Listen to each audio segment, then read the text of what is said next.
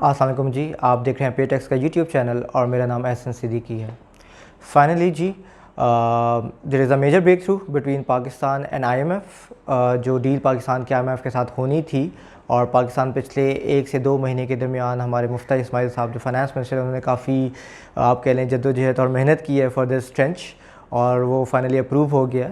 पाकिस्तान ने कुछ मुश्किल कंडीशंस हैं IMF की, कुछ स्टर्न कंडीशंस थी, वो कबूल कर ली हैं और मोस्ट प्रोबेबली इस मंथ के एंड या जुलाई के फर्स्ट वीक में हमें first trench of $1 billion from IMF वो हमें रिसीव हो जाएगा। अब वो स्टर्न कंडीशंस क्या थी वो मैं कुछ आपके सामने रखता हूँ। ओवरऑल जो बजट है उस पर उन्होंने रिवीजन के लिए रिकमेंडेशंस दी हैं। ओवरऑल जो साइज़ ऑफ द बजट जिसे आप कह लें वो बढ़ा दिया गया है। पहले वो बजट का साइज़ था अराउंड 9400 के बिलियन के करीब था, उसको बढ़ा के 9900 बिलियन के करीब ले गए हैं। और इसमें जब ऑब्वियसली जब size of the budget increase आता है तो जी रेवेन्यू टारगेट को भी इन्होंने बढ़ा दिया है। पहले revenue target approximately around 7000 billion के करीब था, उसको बढ़ा के जी 7440 बिलियन के करीब ले गए हैं। अब ऑब्वियसली इस रेवेन्यू टारगेट को जब इन्होंने बढ़ाया है तो इसको पूरा कहाँ से करेंगे, तो कुछ मज़ीद शर्तें हैं वो सामने रखी हैं IMF ने, और पाकिस्तान जिसको मानने से इनकार ऑब्वियसली नहीं कर सका। सबसे पहले जी हमसे डिस्कस भी आपसे होता रहा है कि पेट्रोलियम लेवी जो डेवलपमेंट है उस पर 50 रुपीज़ का इजाफ़ा करेंगे ये। अब इसमें डरने वाली बात ये नहीं है, ये तो हमें पता था कि ये इजाफ़ा करेंगे और 50 रुपीज़ पर लीटर पे जाएगा, बट इन्होंने इजाफ़ा किस्तों पे करना है। पहले मरले में भी जी इमीडिएटली ये 10 रुपीज़ पेट्रोलियम डेवलपमेंट लेवी के नाम से चार्ज करेंगे, और जो पेट्रोल 233 रुपीज़ पर लीटर जा रहा है वो 244 रुपीज़ पर लीटर चला जाएगा। कुछ ये भी न्यूज़ हैं कि जी ये सेल्स टैक्स भी अप्लाई करेंगे, बट अभी नहीं, लेटर ऑन, जो कि 17% होगा। And I am predicting and I am like मुझे जो नज़र आ रहा है जो पेट्रोलियम मसनूआत की कीमत है वो अराउंड 265 पर लीटर पे चली जाएगी कमिंग 2 to 3 मंथ्स में। और फिर इसके साथ साथ ये हर महीने 5 रुपये का इजाफा करेंगे पेट्रोलियम लेवी लगाने में, और ये 50 रुपीज़ के करीब ये लेवी बढ़ाएंगे। दूसरा जी इन्होंने IMF ने कहा है कि जी हमारे जो सैलरी स्लैब्स हैं इनको इन्होंने फिर से रिवाइज़ करना है। पहले स्लैब्स 12 पे थे और इस बजट जो इन्होंने अभी पेश किया है वो 7 पे ले आए थे, मज़ीद अब इसको ये रिवाइज़ करेंगे। और प्लस जो इन्होंने एग्जम्पशन दी थी 6 से 12 लाख के दरमियान जो तबका है जो सैलरी ड्रॉ करता है पर ईयर, उसको एग्जम्पशन विड्रॉ कर ली है और उस पर अब 2.5% इनकम टैक्स लगा करेगा। जिनकी सैलरी जी अराउंड 150 मिलियन टू 300 मिलियन के करीब जाती है पर एनम, उनके ऊपर 1 to 4% इनकम टैक्स इन्होंने लागू कर दिया है। ओवरऑल जो cost of running the government है वो इन्होंने जो बजट में दी थी अराउंड 550 बिलियन के करीब की थी, उसको इन्होंने 600 बिलियन के करीब चले गए हैं। और जो पेंशनर्स हैं जी, पेंशन को इन्होंने 530 बिलियन से बढ़ा के 609 बिलियन पे ले गए हैं। इसी के साथ ही जो इन्होंने रेकमेंड किया था कि जी हम ऑब्वियसली रेवेन्यू कलेक्ट करने के लिए जो गैस डेवलपमेंट असेस के नाम से उस पर कुछ कलेक्शन करनी है 200 बिलियन के करीब, वो IMF ने टर्न डाउन कर दिया है। और IMF का ये कहना है कि जी ऑलरेडी वो डिस्प्यूटेड है, उस पर कोर्ट पे केसेस चल रहे हैं, तो उस पर आप कोई रकम मज़ीद कलेक्ट नहीं कर सकते पब्लिक से। इसके अलावा जी आप ये कह लें कि ओवरऑल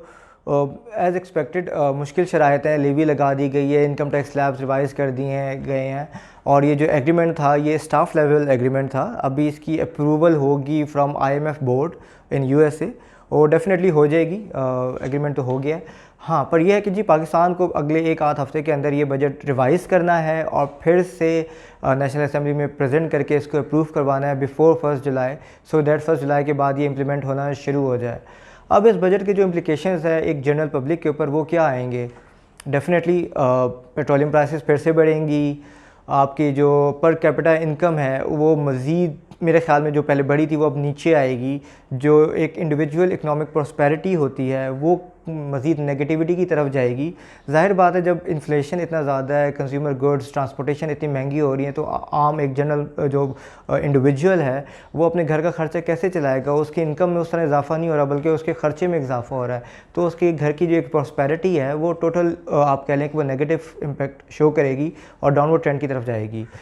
इसी तरह अगर आप पॉलिटिकली देखा जाए तो पॉलिटिकली भी दो के एक बड़ा मुश्किल डिसीजन था और इस गवर्नमेंट ने ले लिया है, बट इसके पॉलिटिकल इम्प्लिकेशंस बड़े ख़तरनाक हो सकते हैं नून लीग के लिए।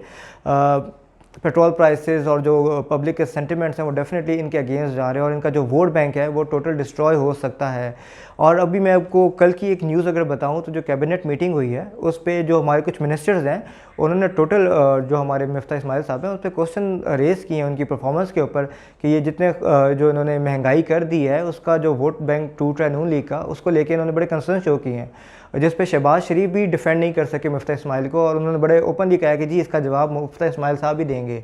और मुफ्ता इस्माइल साहब का तो वही कहना था कि जी इंटरनेशनल मार्केट में जो प्राइसेस हैं वो बढ़ रही हैं तो उसमें वो कुछ नहीं कर सकते और जो प्रीवियस गवर्नमेंट छोड़ के गई है। बट अगेन आप पब्लिक सेंटिमेंट्स भी देख लें और अगर पॉलिटिकली भी देख लें तो ये नून लीग या नवाज शरीफ की जो गवर्नमेंट चल रही है जिसे कहते हैं उसके लिए थोड़ा मुश्किल और मसले मसाइल क्रिएट हो सकते हैं। ओवरऑल मज़ीद आप ये मैं आपको मतलब अपनी जो आपको एक राय दूं या जो मैंने देखा है, I think I have some question marks on performance of Miftah Ismail साहब। इनके एक्शंस और इनके जो वर्ड्स हैं ये हमेशा कन्फ्यूजन का एक शिकार रहते हैं। वर्ड्स की बात कह लें तो जी कभी ये प्रेस कॉन्फ्रेंस करते हैं कि जी हम पेट्रोलियम की प्राइसेस नहीं बढ़ा रहे और 2-3 घंटे बाद प्राइसेस बढ़ जाती हैं। एक्शंस की बात करें तो ये जब भी मीडिया के सामने आए ये कंफ्यूज रहे, इन्होंने कोई क्लियर डायरेक्शन नहीं दिया और इनके ऊपर मार्केट बिल्कुल बिलीव करने से इनकारी है। मतलब इनके जो एक्शंस हैं इनको कोई सुनना भी नहीं चाहता। So there is a question mark कि जी मुस्लिम लीग नून को चाहिए दे नीड टू रिव्यू कि जी अपने जो फाइनेंस मिनिस्टर आपने लगाएं या तो उनको इतना कॉन्फिडेंस दें कि वो पब्लिक में जाके जो बात करें वो ठोस बात हो और वो फिर इम्प्लीमेंट भी हो, पर उनकी बातें और जो उनके एक्शंस हैं वो आपस में मैच नहीं कर पा रहे। ऑन दी अदर साइड अगर हम देखते हैं कि इनके पास और क्या ऑप्शंस हैं और कौन सा फाइनेंस मिनिस्टर ये लेकर आ सकते हैं तो मेरे ख्याल में इसहाक डार साहब अगर लेकर आना ही है और इस गवर्नमेंट ने अगले 1.5 साल पूरे करने ही हैं तो वाई नॉट इसहाक डार साहब, मतलब कह लें बेस्ट ऑफ द वर्स्ट तो वही हो सकते हैं इस वक्त। और अगर आपको याद हो कि मुस्लिम लीग नून की जो लास्ट गवर्नमेंट रही है इसहाक डार साहब को ये क्रेडिट ज़रूर जाता है कि उन्होंने डॉलर की जो करेंसी थी उसको स्टेबलाइज रखा है, पाकिस्तान रुपीज़ में इतना प्रेशर आने नहीं दिया और ये तकरीबन 1.5 साल तक उन्होंने उस डॉलर की कीमत को अपनी एक जगह पे मखसूस रखा था, जिसकी वजह से जो पाकिस्तान के कर्ज़े हैं वो इम्पैक्ट उन कर्ज़ों पे इतना ज़्यादा इम्पैक्ट नहीं आया और वो इतने ज़्यादा नहीं बढ़े। अभी अब अगर आप देख लें पाकिस्तान के जो कर्ज़े हैं उस पर 2000 बिलियन के करीब इजाफा हुआ है, जस्ट बिकॉज कि जी डॉलर का रेट जब ये गवर्नमेंट आई थी 180 पे था और अब वो 210 एंड 211 पे चला गया है। इसी तरह जो सेंट्रल बैंक के रिज़र्व्स हैं इस पर भी आपको पता है कि स्टेट बैंक ने वजाहत दी है कि जी हमारे रिज़र्व्स इतने नीचे नहीं गए, जो कि मार्केट में बड़ी खबरें चली थी कि जी रिज़र्व तकरीबन 9 बिलियन डॉलर से भी नीचे के रह गए हैं। और जो हमारे पास न्यूज़ है 10 जून तक हमारे जो सेंट्रल बैंक के रिज़र्व थे वो अराउंड 9 बिलियन के करीब रुके पड़े हुए थे। ओवरऑल ट्रेंच जो आएगा इससे मार्केट में जो अनसर्टेनिटी है वो ख़त्म होगी,